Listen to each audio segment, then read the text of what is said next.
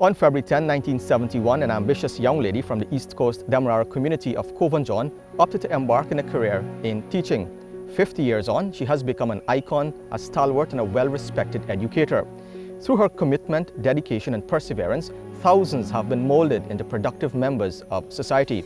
Outside of the classroom, this outstanding Guyanese has served in many roles. Currently, she is a member of the Ethnic Relations Commission and the Rights of the Child Commission. I am Rajkumarie Singh, Principal of Hindu College, and I serve in a number of positions. One of it in the education field. I'm Master Trainer on the education program that is managed by NSERD. So I assist in training educators and administrators in various schools, primary and secondary schools, to become better educators.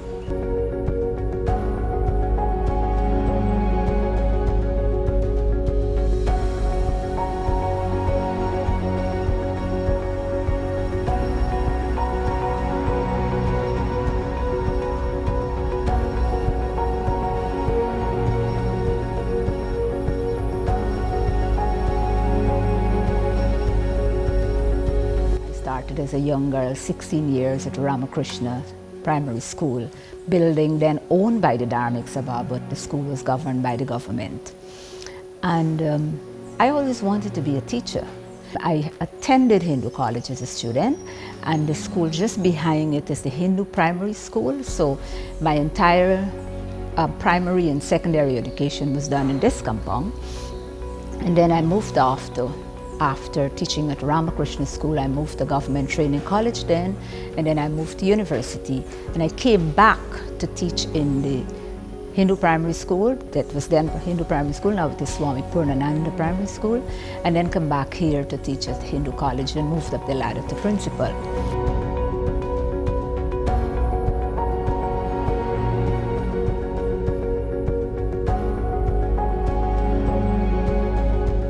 At the beginning, I just applied for a job. And after Teachers Training College, I was sent by the Ministry of Education to the school I thought I was attending. So I sometimes feel it is divine intervention. And the reason why I wanted to teach here is because the monks in training, the brahmacharis and the swamis, were teaching in this school. And I always want to emulate them. And I learned as a little girl from the founder of this institution, Swami Purnananda Ji Maharaj, who is no longer here, a monk that came from India, that when he came here to serve Guyana, a monk from India, he recognized that the greatest gift he could have given to the Guyanese was education. And he started this Hindu college and this Hindu primary school. And so it was that desire in me, having seen what the monks would have done, that I wanted to continue in the same path, to educate people. Because when you educate persons, and in the terms of education I'm talking here, it's not just academically, but morally and spiritually, giving them the right values to go out into the world of work. And so they can become the change in society, they can carry on the mentorship, they can carry on the leadership, and we can sit back and be proud to say, yes, our children are doing this. The second thing that made me want to stay here as well is that I've learned also that the greatest service, another greatest service that you can do is to serve your own country.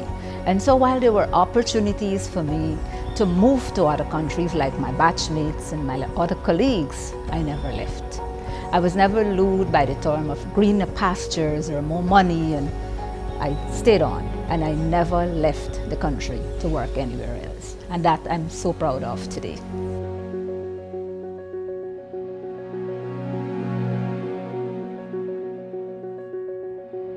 To say that there were no challenges would certainly not be the truth. One of the challenges I have, and I still have it to some extent, is the challenge of getting students to be self-disciplined. So the discipline that the institution taught me that I am putting out is to allow children to have that change in behavior so that whatever happens in life, they can cope with it. Once the children become self-disciplined, then academic is easy. because they can go on with their duties. And that has been one of my greatest challenges, and also for parents to understand that they have to encourage the children to have that discipline.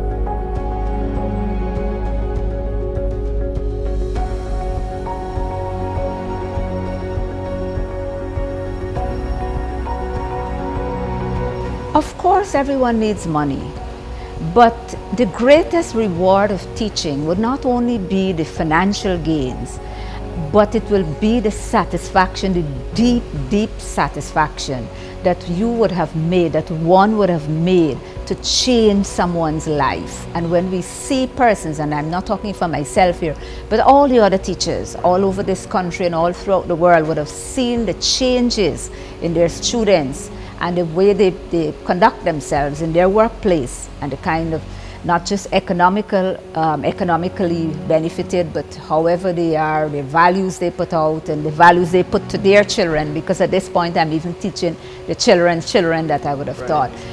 The kind of behavior, the kind of persons they become, the kind of human beings they become, that's a deep, deep satisfaction.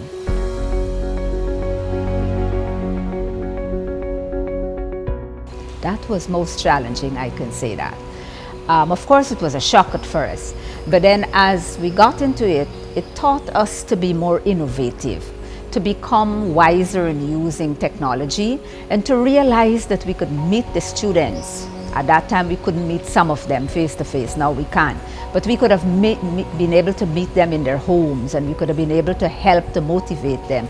Of course, it was never 100% as face to face, but it did work to some extent.